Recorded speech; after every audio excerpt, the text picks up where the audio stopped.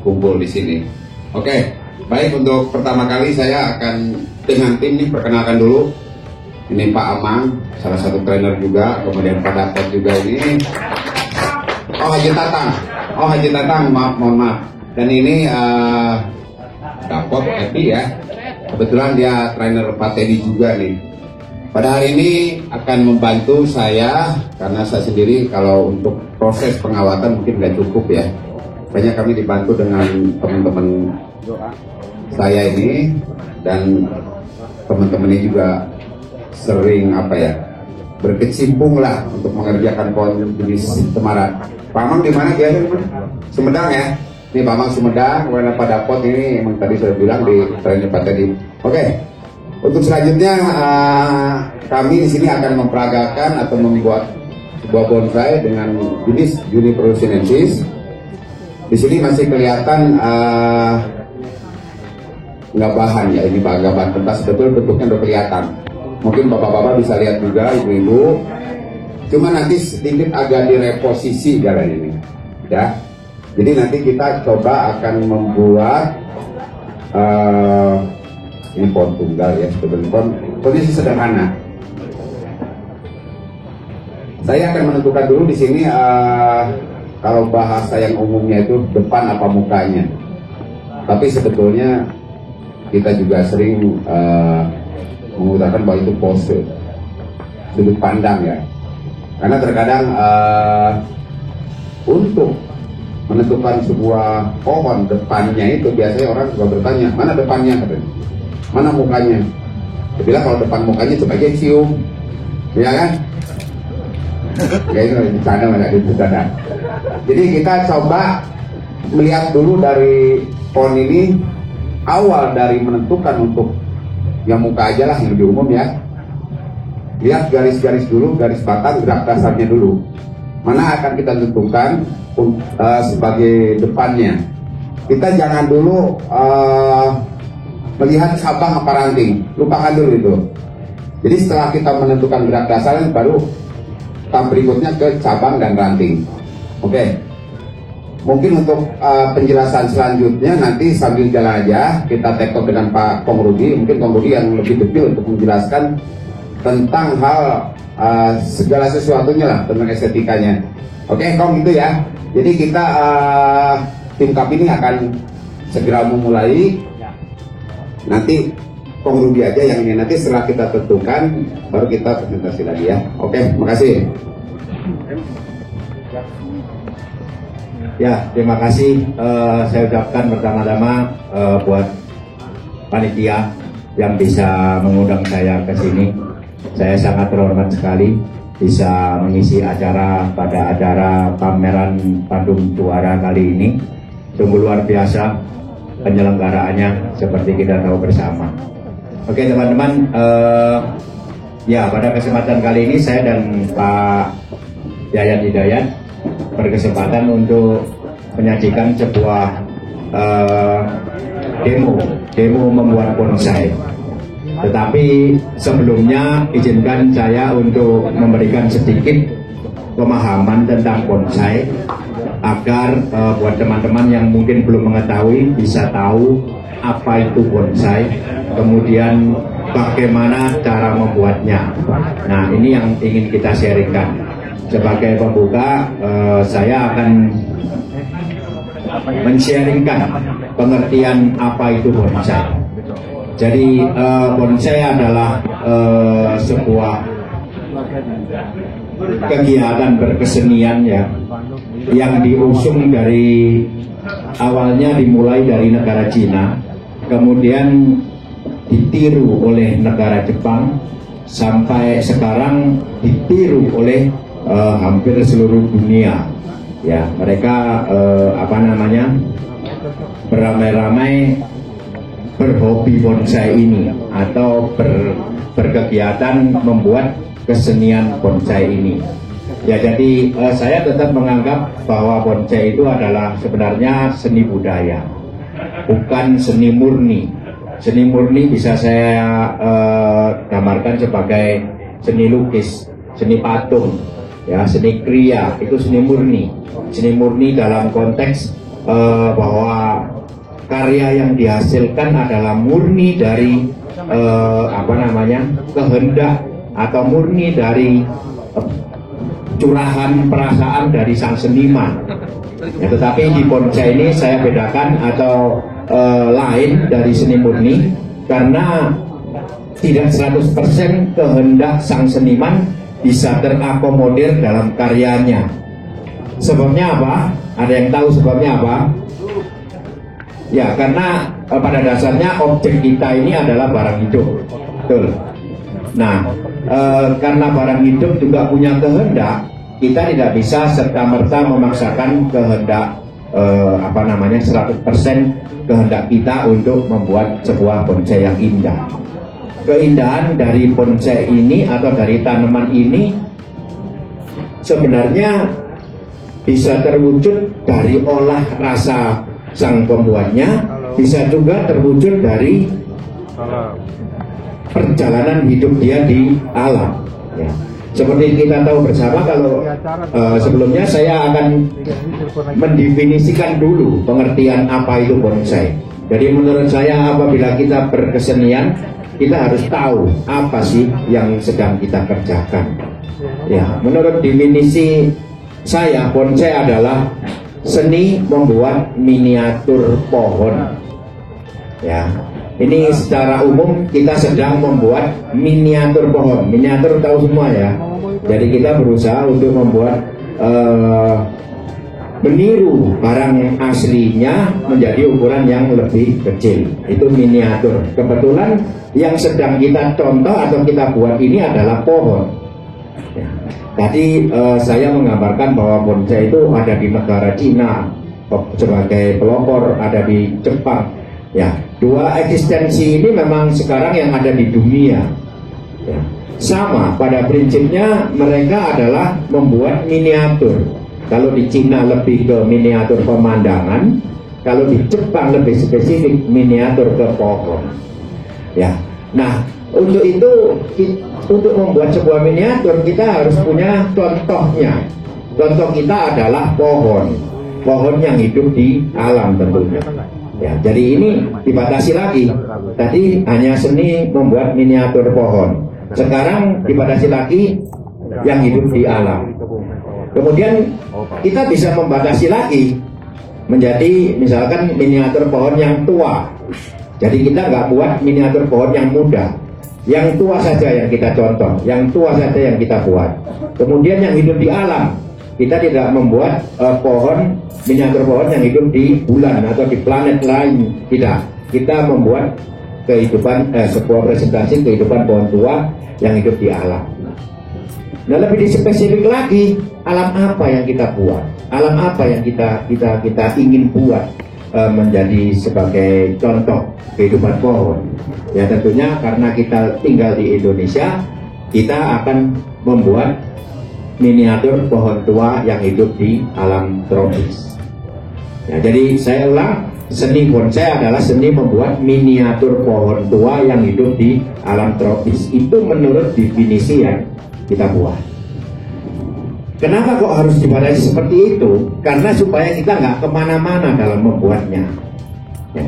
Contoh kita jelas. Contoh kita adalah sebuah kehidupan pohon atau sekelompok kehidupan pohon tua yang hidup di alam tropis. Ini jelas. Jadi saya mau apa itu sudah jelas. Ya, seperti mungkin bisa saya analogikan yang lebih gampang. Seperti saya dapat order menggambar. Pak Rudi tolong menggambar. Menggambar apa Pak? Orang. Oke. Ya berarti nggak gambar binatang, saya gambar orang kan. Laki-laki Pak. Oke. Saya nggak gambar perempuan. Saya gambarnya laki-laki. Kemudian sedang duduk. Ya. Ini semua ordernya jelas. Menggambar seorang laki-laki sedang duduk. Perkara duduknya bagaimana, mau duduk bersila atau duduk di kursi atau duduk di mana, itu adalah kreativitas kita menggambarkan. Kalau bisa lebih detailkan lagi, spesifikkan lagi, orangnya mungkin tanpa memakai baju, ya lebih detail lagi, rasanya dikeluarkan lelah sehabis bekerja. Ya ini sudah jelas order kita.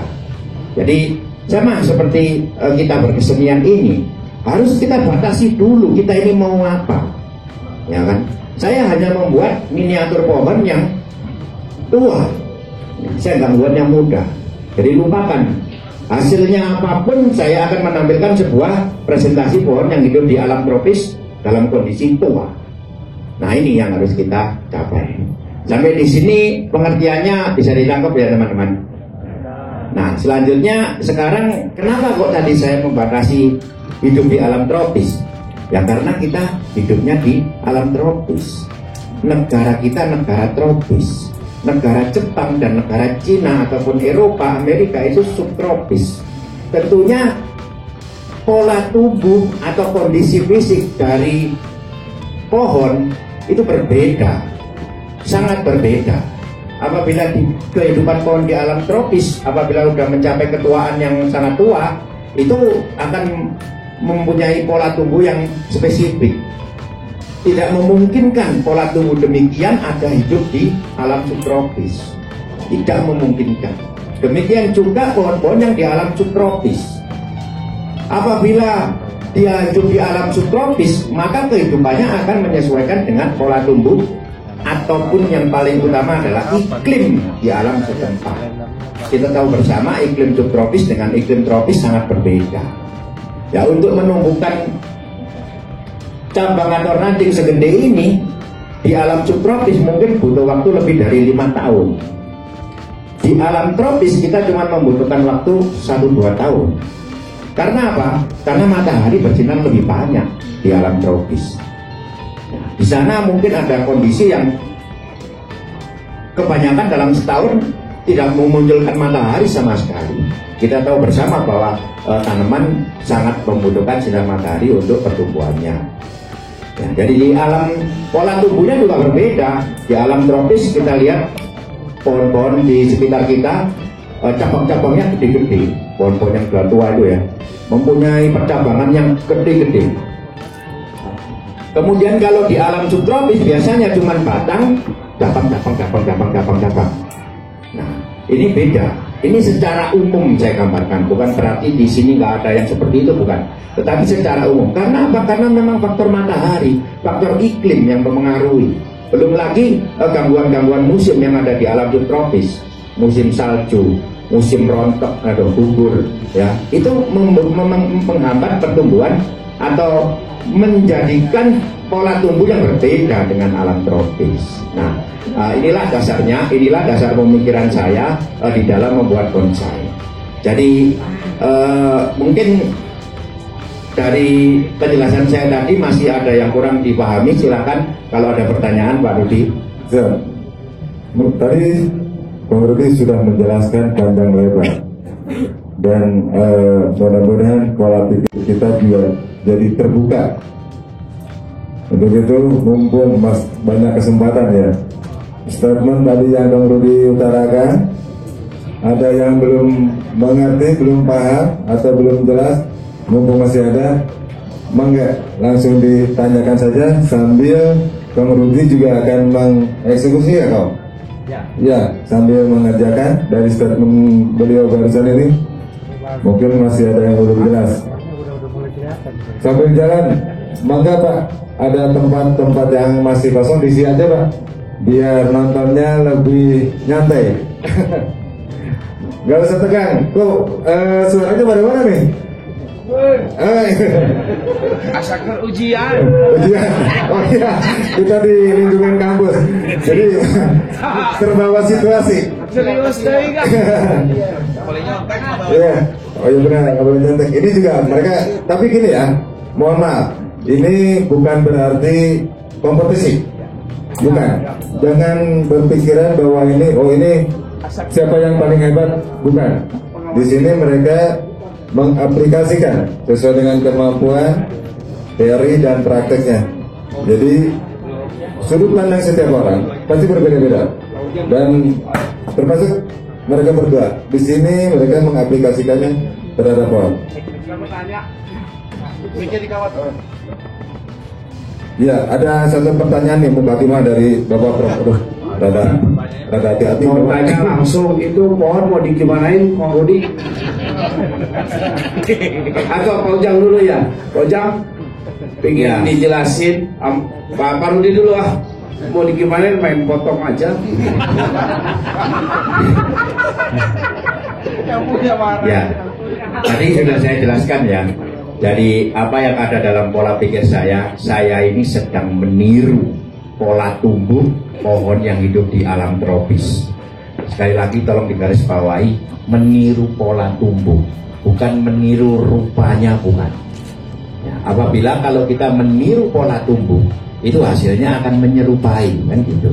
Tetapi kalau saya sering ditanya, Pak Rudi ini dari dulu bilang kalau membuat bonsai selalu meniru pohon, meniru alam.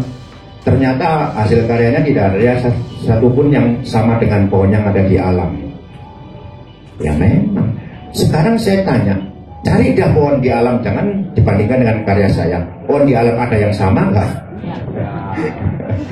Tapi kalau pola tumbuhnya, saya jamin dan saya bertanggung jawab sama dengan pola tumbuh pohon yang hidup di alam tropis. Nah, ini hubungannya begini. Saya mempelajari dan memformulakan kehidupan atau pola tumbuh pohon tua yang hidup di alam tropis. Tadi sudah saya sedikit jelaskan bahwa pohon di alam tropis sangat berbeda pertumbuhannya atau pola tumbuhnya dengan pohon yang hidup di alam subtropis. Di alam tropis kita melihat cabang-cabang pohon itu besar-besar sekali. Dan seolah-olah masing-masing cabang itu berlomba-lomba untuk mendapatkan sinar matahari, maka pertumbuhannya akan pesat. Dan masing-masing cabang kalau kita perhatikan mempunyai kelompok-kelompok tumbuh. Nah, ini juga dasar dari pemahaman saya atau formula saya menjadikan apa ini kaitan itu apa ya? Panduan buat saya untuk membuat bonsai, untuk berpikir bagaimana saya membuat bonsai.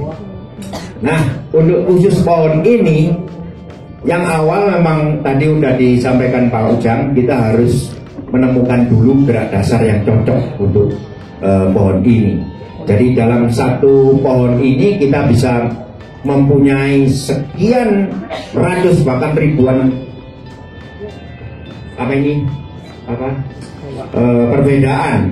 perbedaan untuk menentukan muka ya, karena bonsai adalah seni yang dilihat dari satu sisi, maka kita harus menentukan satu posisi terbaik atau satu tampak depan terbaik dari sekian ratus kemungkinan yang ada. Nah, khusus untuk pohon ini saya mempelajarinya tadi ya sesuai dengan pola pikir yang saya telah rumuskan, bahwa pada awalnya kita mempelajari dulu gerak dasar. Gerak dasar itu apa? Gerak dasar itu adalah gerakan batang pohon, batang ya, cabang-cabang kita abaikan dulu. Batang yang bergerak diawali dengan pertumbuhan akar dan diakhiri nanti dengan di paling atas pertumbuhan mahkota. Itu definisi saya tentang gerak dasar. Nah, untuk itu khusus pohon ini terjadi dual sebenarnya teman-teman. Jadi dari awal bergerak, kemudian sampai di kurang lebih setengah ini dia bercabang dua. Ya, yang satu naik, yang satu agak turun, tapi kemudian di ujungnya juga naik. Nah, inilah yang harus kita pilih sebagai gerak dasar utamanya dulu. Jangan sampai presentasi kita nanti membingungkan mana gerak dasar utama dan mana sebagai cabang. Ya, jadi salah satu dari pertumbuhan yang dual ini harus kita pilih mana yang akan menjadi terusan gerak batang untuk nantinya dibangun ujungnya sebuah mahkota utama. Kalau saya melihat dari kondisi pohonnya, saya tidak berpikir untuk menentukan mukanya dari sisi sebelah sini. Nah, karena dari sebelah sini banyak sekali gerakan-gerakan yang kurang enak. Artinya seperti yang ini yang bisa dilihat ya. Jadi dari gerakan batang yang kedua ini atau cabang yang kedua ini ada gerakan yang maju ke depan. Maju ke depan artinya pandangan kita di sini kita akan merasa seolah-olah ditohok ke depan gitu. Nah, ini yang kita hindari dulu. Kemudian kemungkinan besar saya akan memilih cabang yang ke atas ini sebagai terusan cabang utama. Oleh karena itu posisinya kalau dari sebelah sini dia lebih ke belakang daripada cabang yang kedua. Inilah dua alasan yang saya tidak akan memilih posisi yang dari hadap sebelah sini. Dengan menentukan ini dan menganalisa tadi alasannya sudah saya sebutkan, saya mempunyai kemungkinan untuk memilih dari sisi sebelah sini. Ya, dengan demikian saya sudah mengeliminir setengah kemungkinan. Kalau tadi mungkin ada 300 kemungkinan, saya sudah mengeliminir 150 kemungkinan. Udah mengerucut sekarang. Nah, dari posisi ini apa yang bisa saya pelajari, apa yang bisa saya tampilkan, apa yang bisa saya analisa. Ya, yang pertama adalah kalau saya menentukan cabang ataupun pecahan cabang yang atas ini akan menjadi terusan mahkota, kita bandingkan ukurannya antara cabang yang naik ini dengan cabang yang turun. Besar mana ini? Besar yang bawah kan. Nah, disinilah logika alam kita pakai. Tentunya batang tidak akan lebih besar daripada cabang. Ya, itu sebuah logika alam, logika pertumbuhan pohon yang harus kita presentasikan. Kalau dengan kondisi yang seperti ini, seolah-olah saya melawan logika itu karena yang naik lebih kecil daripada yang di bawah. Nah, bagaimana upaya saya agar tetap saya mempunyai posisi yang seperti ini dan tetap menentukan yang atas ini sebagai gerak batang utama, terusan gerak batang utama? Saya akan memperkecil batang yang di bawah. Dengan cara apa? Dengan cara nanti mengupas kulitnya, mengupas kulit kambium, kemudian kita tampilkan dia lebih, istilahnya hidupnya lebih sengsara daripada yang ke atas. Dengan demikian logika alam bisa tercapai karena wajar, karena dia letaknya di bawah, karena kondisinya tidak sesubur atau tidak seutuh cabang yang ke atas. Nah, logika-logika seperti itu yang kita pakai. Kemudian setelah posisi ini ditentukan, saya menentukan mahkota. Letaknya akan di sini, mahkota utama. Meskipun nanti ada mahkota kedua yang lahir dari pecahan cabang yang kedua. Nah, ketika saya sudah menentukan mahkota utama di sini, ini adalah pemimpin tajuk dari keseluruhan nanti penampilan. Seorang pemimpin harus menentukan arah. Ya, jadi kemudian arah tubuh kita tentukan. Arah tubuh mau dominan kemana ini pohonnya. Arah tubuh tidak ditentukan dari gerakan batangnya. Arah tubuh ditentukan dari dominasi pertumbuhannya. Untuk khusus pohon ini sudah jelas tanpa pertanyaan. Kebanyakan dominasi tumbuhnya akan ke arah sebelah sana. Maka saya sudah